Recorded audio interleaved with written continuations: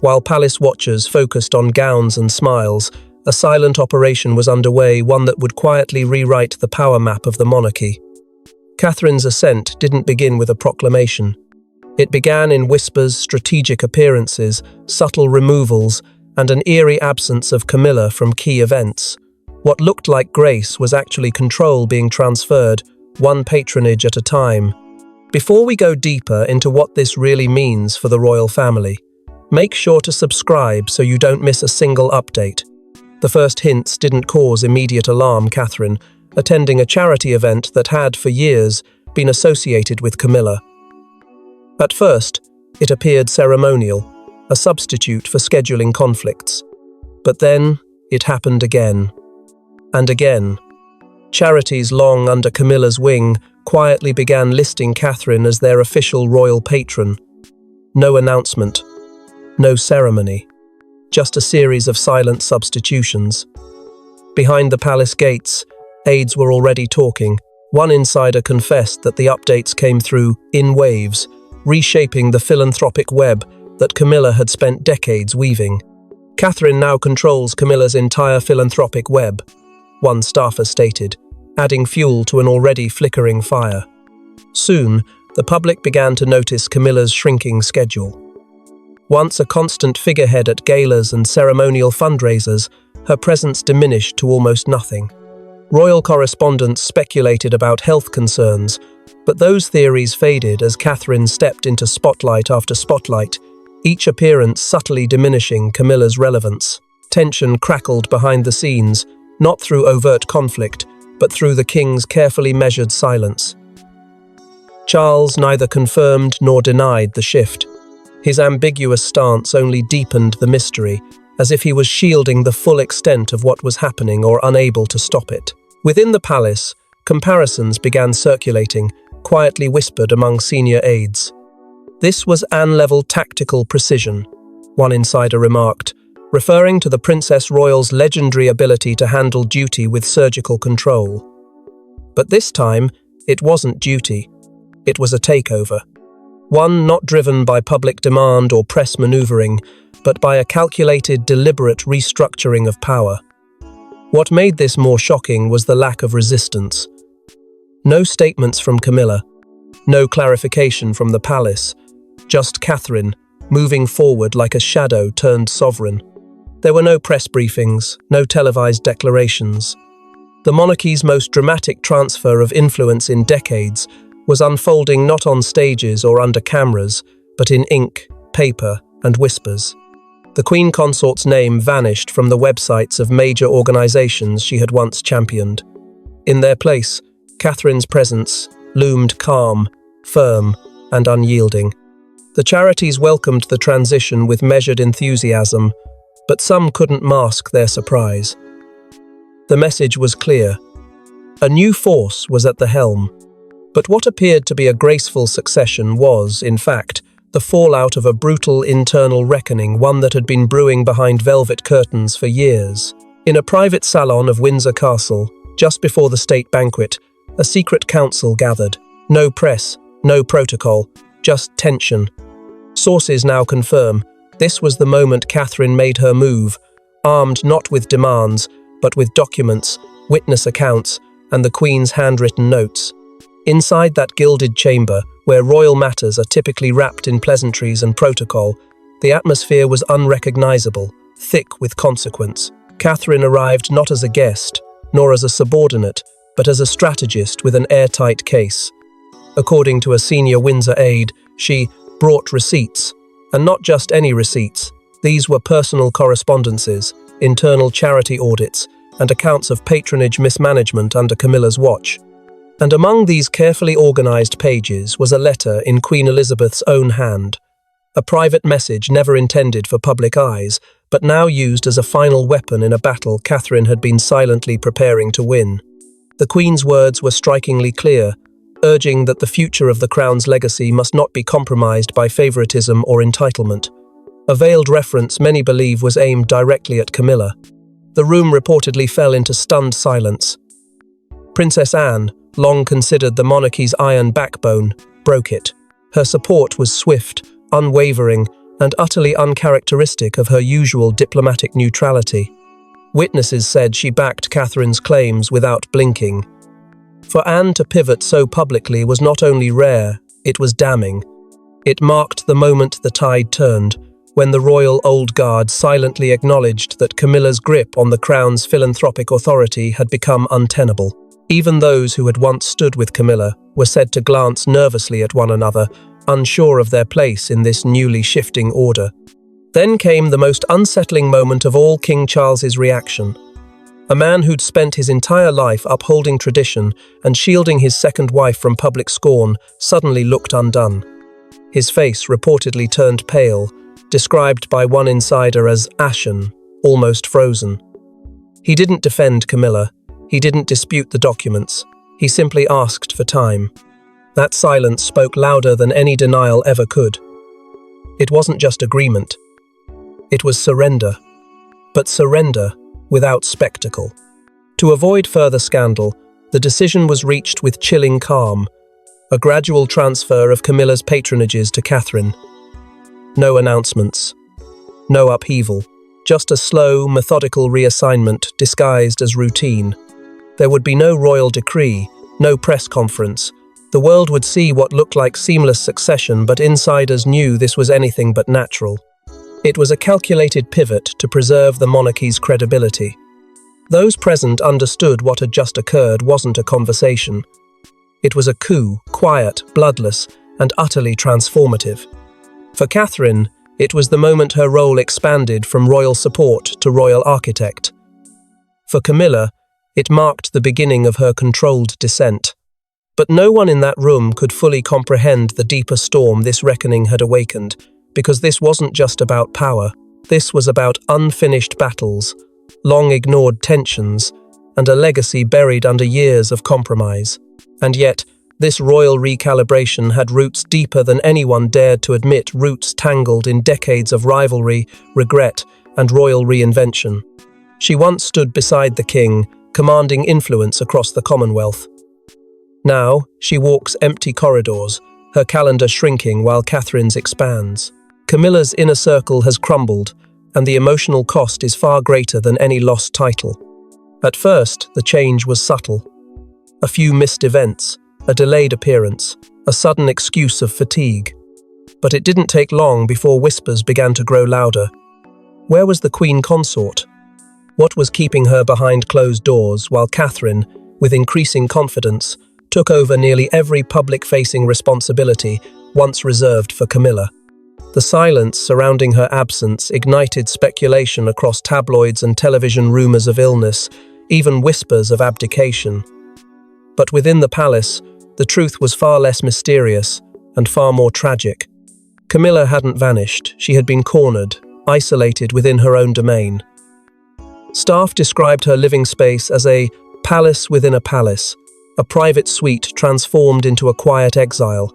Her voice, once heard echoing through royal engagements, had been replaced by a haunting stillness. Insiders say the breaking point wasn't the moment her name disappeared from a charity's website, it was the list. A detailed, internal document cataloguing each patronage reassigned to Catherine. Not one, not five, but nearly all. Friends close to Camilla revealed she wept while reading it, stunned not by the transfer itself, but by the fact it had all been decided without her input. No explanation. No warning. Just a cold, bureaucratic sweep. "They've taken everything I built," she reportedly wrote in a private diary entry, an entry that, whether leaked or deliberately planted, landed like a thunderclap in the court of public opinion. To the outside world, she still bore the title of Queen Consort, but inside the palace, that title had become symbolic, decorative, devoid of real command. The respect once tethered to her name had quietly dissolved. Camilla had been unseated, not by scandal, but by strategy. Her influence, once expansive, now existed in past tense. The charities she'd championed, the causes she'd uplifted, were no longer her own. They were being reshaped under Catherine's vision, with Catherine's voice. The transformation was so complete, so deliberate, that even long-time royal aides struggled to locate where Camilla's role began or ended anymore. It was as if her reign had never truly happened. What deepened the wound, more than the loss itself, was Charles's behavior. Those expecting a fierce defense from the king found only careful avoidance. He did not protest, he did not intervene. His strategy was one of cold diplomacy, distance wrapped in duty. Behind closed doors, sources claim he offered Camilla only placating reassurances, never promises. It was a betrayal not in words, but in silence. The very man who had fought decades for her acceptance now quietly allowed her displacement. The same monarch who once redefined tradition to make her queen had now chosen not to challenge the tradition being restored through Catherine. But what drove Catherine to this cold, calculated reclamation? To answer that, we must revisit a promise made long before crowns were worn. Few knew of the conversation between Queen Elizabeth II and the then Duchess of Cambridge. Even fewer knew the vow Catherine whispered, "I will protect what you built." That single promise may have ignited the quiet storm currently overtaking the monarchy. In the final months of Queen Elizabeth II's reign, when the weight of the crown rested heavier than ever on her aging shoulders, there was one private meeting that would not be recorded in court circulars or official biographies. It took place in the Queen's personal sitting room, a space reserved only for those she trusted most.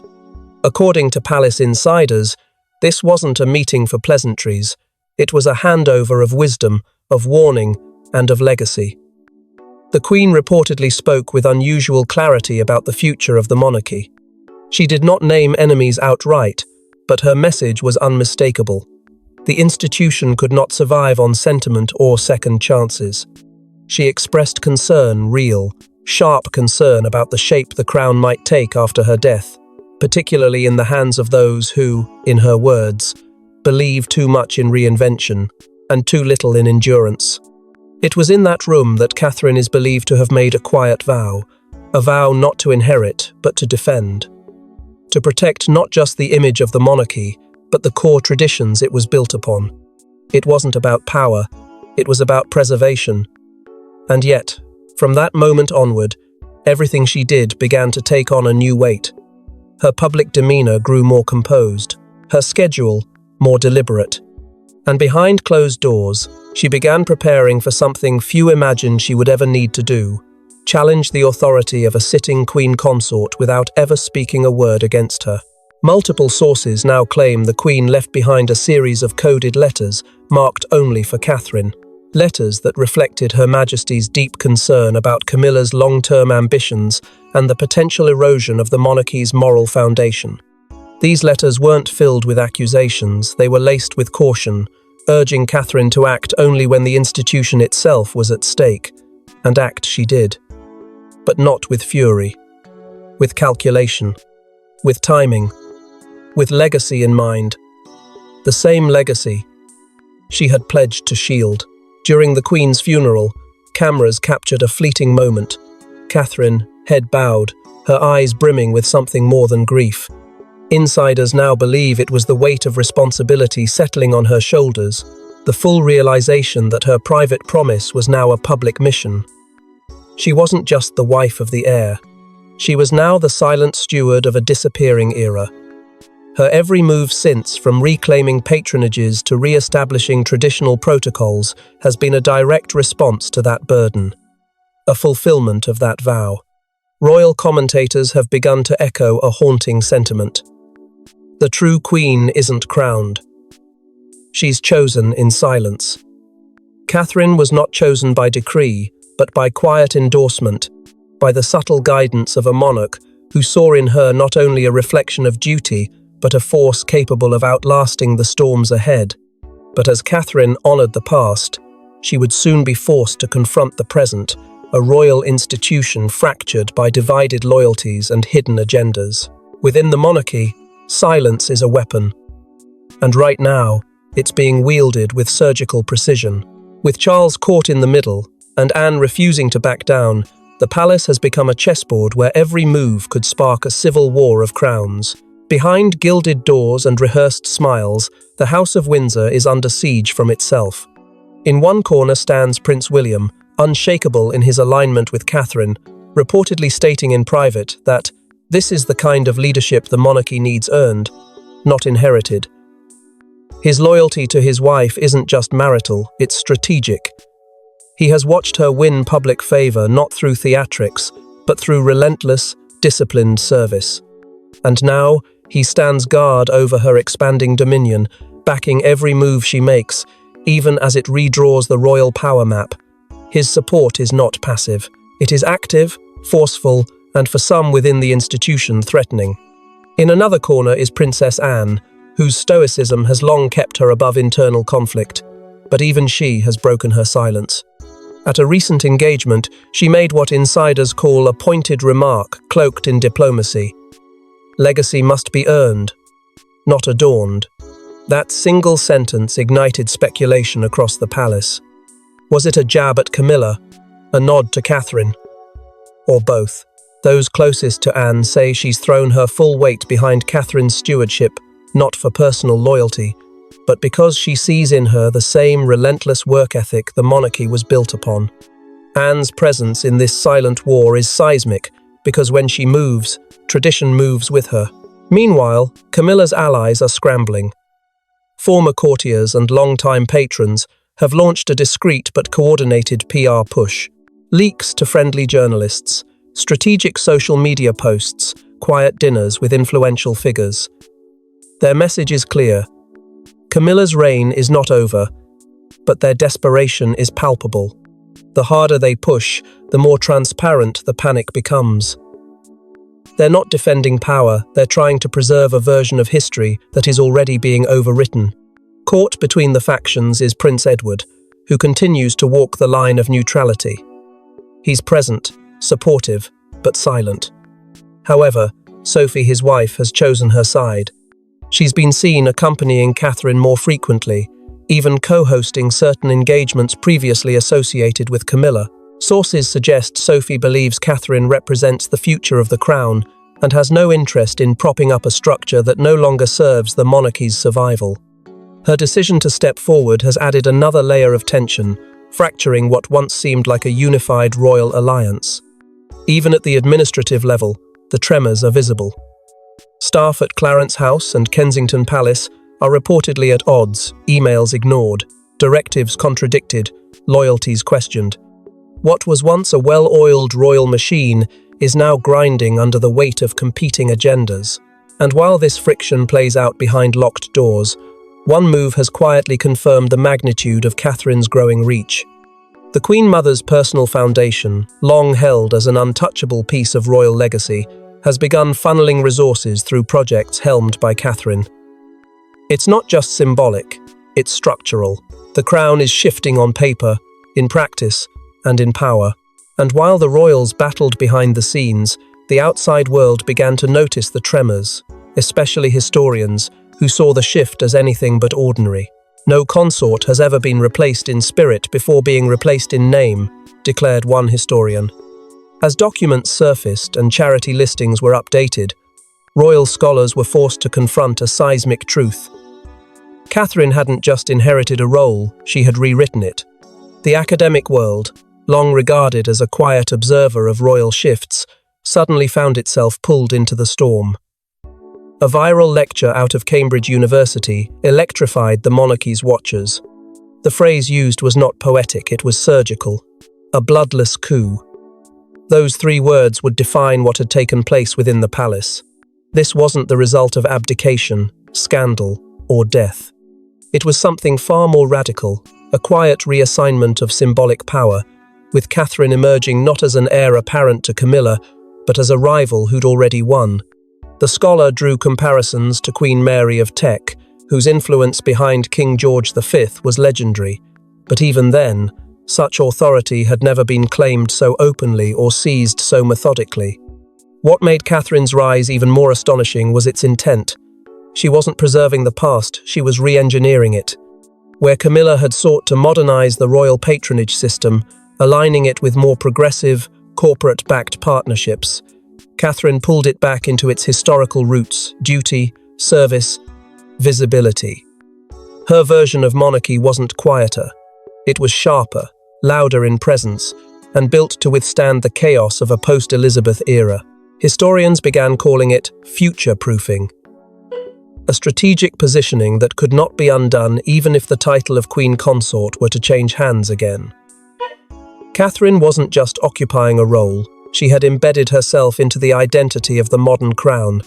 For Camilla, the rewriting of her legacy was brutal. Once hailed as a reformer, her era was now categorized in royal briefings as a transition phase, a soft bridge between the late Queen Elizabeth and the assertive reign Catherine was carving in real time. Her patronage work, while once celebrated, had been boxed into footnotes. Palace archivists reportedly began reorganizing public records to reflect this new hierarchy, placing Catherine's name above Camilla's in documents that, until recently, listed the Queen Consort as the lead. In the cold language of institutional memory, Camilla was being erased before the public ever had a chance to grieve her exit. Public opinion, too, shifted with astonishing speed. A wave of recent surveys revealed that the majority of Britons now viewed Catherine as the rightful standard-bearer of the crown's next era. Even those who had once supported Camilla admitted the transformation was complete and irreversible. Catherine's approval ratings soared, not because of sentiment, but because of precision. She had delivered stability during chaos, grace during conflict, and clarity in a fog of royal ambiguity. And the people, always more perceptive than credited, had taken notice. Yet among royal historians, admiration came with apprehension. One warned, "If precedent is broken here, what tradition stands next?"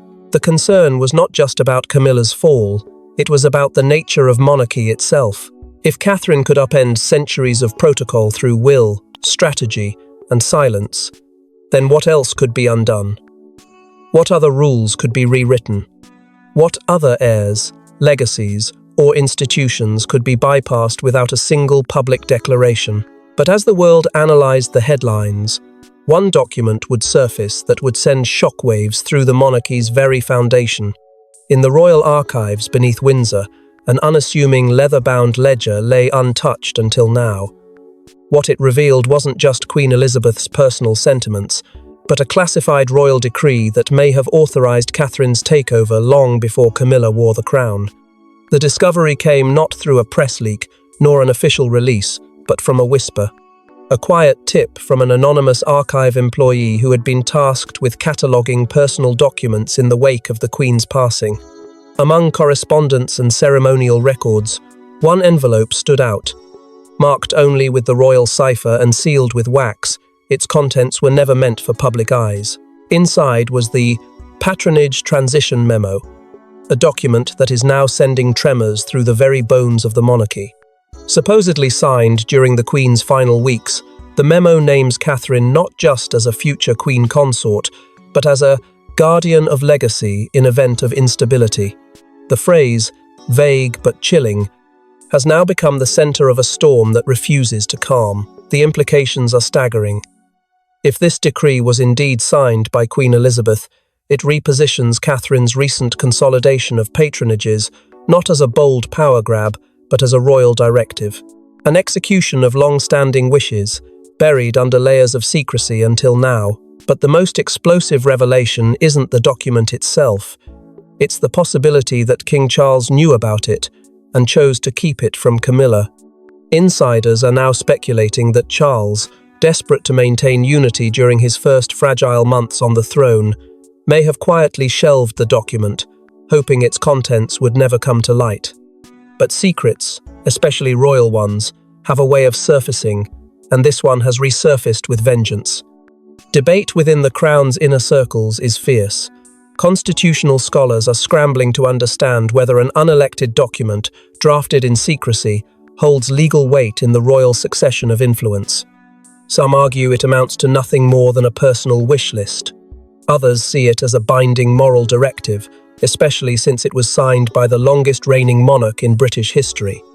Either way, it has ignited a firestorm. And at the center of that fire stands Catherine, who, according to the memo, was not just entrusted with roles but with vision, with protection, with continuity in the face of perceived uncertainty. Camilla's allies are furious. One former confidant described the situation bluntly. This wasn't a shift. It was a plan. A plan, they argue, set in motion years ago, masked by diplomacy but rooted in deep distrust. To them, Catherine's rise isn't merely opportunistic, it's premeditated. And that perception is spreading. Rumours swirl of Camilla demanding answers from Charles, only to be met with deflection and discomfort. The very idea that she may have been kept in the dark about a document that effectively legitimized her own displacement is a betrayal of the highest order. And yet, for Catherine's supporters, the memo is a vindication, a declaration that her actions were never selfish, they were sacred, that every appearance, every charity visit, every whispered transition of power was backed not by ambition, but by duty. And now, with the document known, there's no more need for silence. The question isn't whether Catherine was meant to lead, it's how long she waited before accepting the responsibility she was already chosen for. As the crown adjusts to a new order, the final blow didn't come from the palace, but from Catherine's own dramatic unveiling of her future ambitions. She didn't need to say a word. Dressed in sapphire and holding no royal seal, Catherine walked into the National Gallery surrounded by the patronages once helmed by Camilla. The crowd stood. The press froze. The monarchy had just been redefined. There had been no prior announcement, no media call, no formal procession, just a quiet entry that erupted into thunderous symbolism. 12 charities, once under the personal banner of Queen Camilla, now encircled Catherine like satellites pulled into a new orbit. It wasn't just a visit. It was a statement, delivered in perfect silence. Representatives from every corner of the United Kingdom greeted her not with guarded protocol, but with gratitude. "Thank you for your steadfast leadership," one charity director said, loud enough for the cameras to catch, but directed squarely at the woman whose rise could no longer be denied. She smiled, nodded, but made no boast. Catherine, as always, let the moment speak louder than she ever could. Then came the address, brief, understated but devastating in impact. "We serve not to be remembered," she said, "but to remember why we serve." It was not a claim to the throne. It was something more unsettling, the quiet acceptance of a role already taken. With each syllable, she invoked a spirit of continuity, of sacrifice, of responsibility. But to those listening closely, it was also a farewell, perhaps not to Camilla herself, but to an era whose power had already passed into memory. Every word echoed through marble and history, landing like a verdict wrapped in velvet. Catherine wasn't stepping into Camilla's shoes, she was walking over them. The public reaction was immediate and volcanic. Within hours, Queen Catherine was trending globally. Royal commentators abandoned neutrality, calling the appearance an unofficial coronation of influence. Social media lit up with footage of the gallery moment, spliced beside old clips of Queen Elizabeth, drawing eerie parallels in posture, in tone, in unspoken command. It was no accident. Observers noted the brooch Catherine wore, an heirloom, known to have been favoured by Elizabeth II in her later years. Even the timbre of her speech, steady and emotionally anchored, mirrored the Queen's famous cadence. For those who still doubted whether Catherine had truly stepped into the space once guarded by the monarch herself, this was their answer. And yet, while the public celebrated, palace insiders were tense. Notably absent from the event was Camilla herself, who had once been the guest of honour at the same gallery's annual fundraiser. Her absence spoke volumes, an unacknowledged defeat, a withdrawal made more painful by the fact that it wasn't demanded. It was assumed. And if any part of her had hoped to reclaim ground, that hope dissolved with every applause Catherine received that evening. There was no room for rivalry anymore. There was only reality. In a single appearance, without the weight of a crown or the sanction of a proclamation, Catherine had confirmed what months of manoeuvring had suggested. The torch had not only been passed, it had already burned a new path. Yet even in her moment of triumph, the shadows haven't lifted. Because behind this coronation of influence lies one final, dangerous question. Power shifts don't end with applause, they echo. As Camilla plots her next move and Charles grows increasingly silent, insiders fear the final chapter has yet to be written. Is Catherine's reign of influence secure, or has it only begun to ignite a deeper war within? In the shadows of Catherine's triumph, Camilla is not retreating quietly. Rumours have emerged of discreet meetings between the Queen Consort and foreign dignitaries, private dinners hosted at undisclosed locations, far from the palace's watchful eye. Some believe she is shoring up support, not publicly, but diplomatically, drawing on her own network built during decades of strategic positioning. What she's saying behind closed doors remains a mystery, but the mere existence of these meetings suggests one thing: Camilla has not accepted defeat. She's recalibrating. And if Catherine's influence was earned through duty and silence, Camilla's counter may come through leverage and legacy. This is no longer just about titles, it's about survival. Meanwhile, King Charles's absence has only deepened the sense of uncertainty. His recent withdrawal from major state functions has not gone unnoticed. Official statements cite rest and routine recovery, but whispers from inside Clarence's house tell a different story. His health, both physical and emotional, is deteriorating. The strain of the internal battle between his wife and his son's wife is said to be weighing heavily. His silence, once perceived as measured diplomacy, is now being interpreted as abdication of leadership. And with each event he skips, each decision he delays, speculation grows. Will he step back permanently? Or worse, is a medical crisis looming that could accelerate Catherine's ascent? Amid the vacuum of clarity, one question haunts the institution. Will Catherine be named Queen Consort sooner than expected? Some legal scholars argue it's not a matter of if, but when. Behind the scenes, constitutional advisors are reportedly reviewing amendments to the Royal Charter, assessing how precedent could be reshaped once again to meet this moment. With the late Queen Elizabeth's alleged memo resurfacing and public support heavily in Catherine's favour, formalising her role may not just be symbolic, it could be the Crown's next calculated move to stabilise its future. But in a family where nothing is ever straightforward, even that decision risks reigniting old fires. Then there's the silence of Prince Harry, a silence more deafening than any statement. Those who know him well say he's watching closely, waiting for the right moment to intervene or expose. The idea that he would remain completely detached from the most seismic royal shift since his mother's era seems improbable. Whether his silence is a tactical pause or a brewing storm remains to be seen. But his absence from the narrative only fuels suspicion that a confrontation may be closer than anyone dares admit. Royal observers now speak of this moment not as an ending, but as a reset. The monarchy has not just adapted, it has mutated. The faces remain familiar, but the hierarchy has changed. What began as a gradual transition has turned into a structural transformation. And with each subtle maneuver, each whispered endorsement, each strategic absence, the institution reveals itself not as a relic, but as a living force capable of reinvention, but equally capable of implosion. And as palace lights dim and the world watches with bated breath, one thing is clear: what began as a quiet transition has become the monarchy's most defining power shift in generations. Thanks for watching. Please don't forget to like and subscribe, and we will see you in next one.